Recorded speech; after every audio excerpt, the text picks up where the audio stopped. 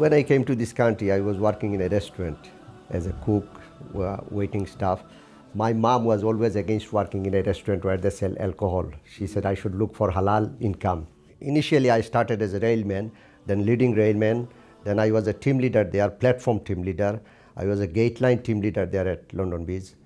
Then I came to Charing Cross as a team leader as well. I enjoyed it because working with diverse people, you learn their culture, you learn their food, lots of things I have learned over the years. I always enjoy my job.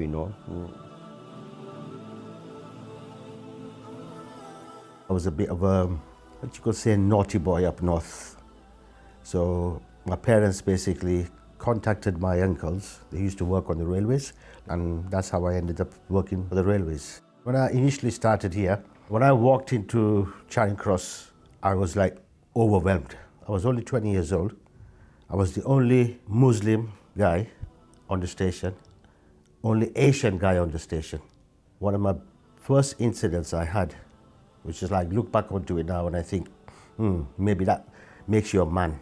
I walked into the canteen, and we used to have a canteen here, and there was a white lady behind the counter. So I was standing at the counter waiting my turn. She turned around, looked at me and says, "How can I serve you?" I was just like, what? I couldn't believe what she just said. And she said it so loud that everybody heard it, and yet nobody batted an eyelid. She was a lovely lady. I got to know her really well, we became really good friends, but people told me that's just the way she is. She's not racist at all, but it's like breaking ice. So that's how you broke ice in those days, by insulting people. Tell me the truth, I didn't find any discrimination. There may be, I can't say no, but I didn't find anything. I always get the help, whether most of them are chief clerks or senior, most of them were white. And I get the help from them. I was only focusing, go to the job, do your work, and look after your children.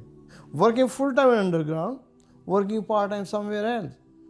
I got enough worry to feed my children and to feed my mother in Pakistan.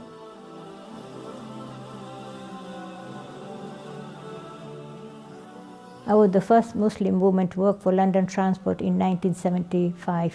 Politicians never wanted to pay their fares. That's the one thing. They didn't want to pay their fare. They used to come without their tickets and everything, and they used to come to me. They said, "Oh, let us through." I said, "No, I can't let you through because you have to pay your fare." So I used to send them to the penalty window thing to pay the penalty. And they said to me, "Oh, you don't know who I am. I'm Baroness so-and-so." I said, "I'm not interested in your title. I just want the £10 for the fare you traveled."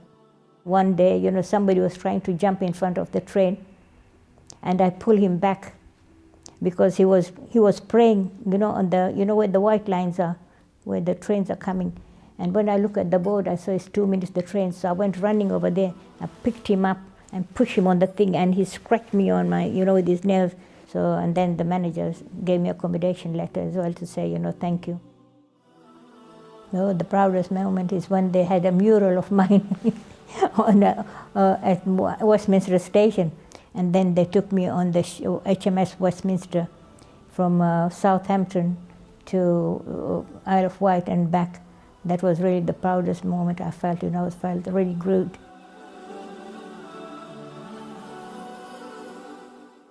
We are flexible with the shift, and especially in Ramzan, what I did at that time in 85 time, there was a sunset was 9:30 in the evening, and in the morning you have to eat before 1 sometime. So I had a shift for 2 to 10. So I changed with the colleague, so I pray everything, Taraweeh, everything, and then I go for a duty 2 o'clock, home at 10 o'clock. But on that time, one thing wasn't there, that not separate room or any separate place. And we have to pray in the locker room or wherever we find. We have a locker room as well, so quiet place there. When I heard Railway 200, I think it's very good project that we can little bit give detail that what the Muslim contribution to British Rail. Yeah, having Muslims in rail, I mean, what you guys are doing, I think is very good.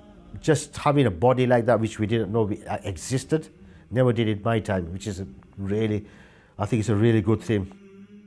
I would say young Muslim or the workers who are working or who wanted to work in London Underground, they should be sincere and serious to their job. This is a big industry.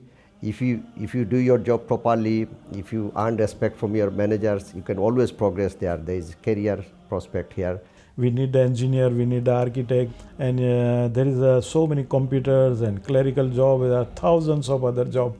So I think our youngster, if they can explore a little bit, not only just thinking about the train driver or guard or this sort of thing, hopefully it will be good future for you. The only advice I can give to the people, the Muslim women, is just be tough and be strong and be firm. A lot of my colleagues here, I know they've got my back and I've got their back. It doesn't matter if they're English or whatever. It's like that. It's a bond. If I want to choose my career again from beginning, I'll still choose rail industry. It's my #1 priority. If anybody Muslim working with the railway industry, I think it is good benefit for themselves and also to the British Rail as well. Remember, always remember, we're all humans. We're a part of one big family. No matter what anybody tells us, who we are, what we are, they might put us in groups, this religion, that country, we're all part of one humanity.